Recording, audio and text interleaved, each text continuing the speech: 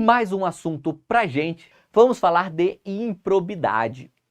Aqui em improbidade, nós só temos um julgado de 2023, mas que é bom você entender um pouco do julgado de 2022, tá? Vamos chegar lá. Vamos ver aqui o de 2023. Olha só. O STF, no tema 1199, decidiu apenas pela aplicação imediata da Lei 14.230 no que tange aos atos de improbidade administrativa culposos não transitados em julgado. O STF não tratou sobre as alterações relacionadas com a indisponibilidade de bens. Vamos parar aqui a leitura e vamos explicar rapidinho. O que é esse tema 1199 do STF? É aquele julgado famoso que falou o seguinte: a reforma na lei de improbidade, que foi promovida aqui pela lei 14.230, não retroage em face da coisa julgada. Então, aquela pessoa que já foi condenada e transitou em julgado essa condenação por uma improbidade culposa, ela vai cumprir essa pena, tá? Se foi aplicada uma multa, ela vai ter que pagar essa multa, ok? Já se essa ação de improbidade administrativa ainda estava tramitando, aí nesse caso, retroage sim a Lei 14.230 para extinguir essa ação, tá? Esse foi o julgado aqui do STF. Nesse caso do STJ, o STJ usou esse entendimento só que para analisar a indisponibilidade de bens. A indisponibilidade de bens é uma medida cautelar tomada no bojo de um processo de improbidade administrativa, tá?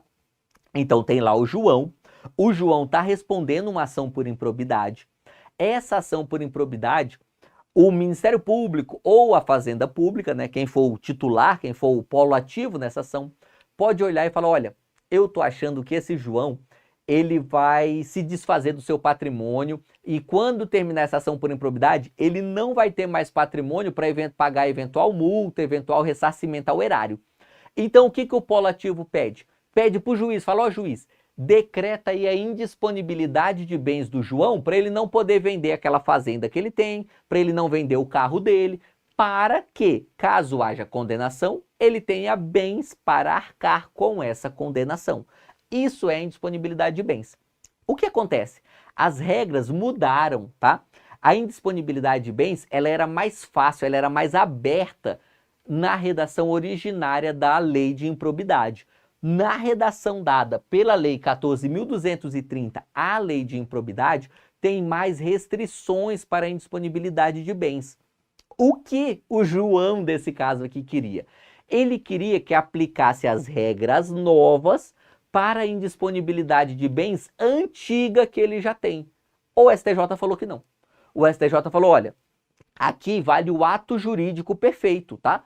E vale aquela regra pelo qual nós analisamos os atos do processo pelas regras válidas na data do ato do processo.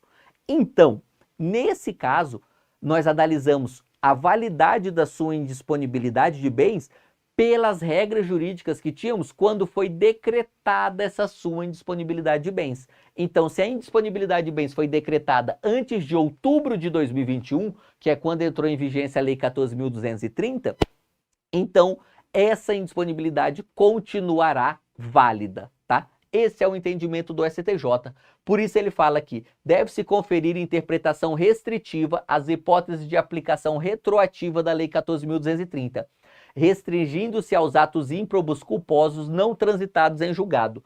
Diante disso, no caso concreto, o STJ indeferiu o pedido de aplicação retroativa da Lei 14.230 para a indisponibilidade de bens. Agora, claro, uma indisponibilidade de bens decretada hoje, tá? Ainda que num processo antigo, se for decretada hoje, deve seguir a Lei 14.230, tá? Mas a indisponibilidade que foi decretada antes da vigência da 14.230 continua válida, seguindo as regras antigas.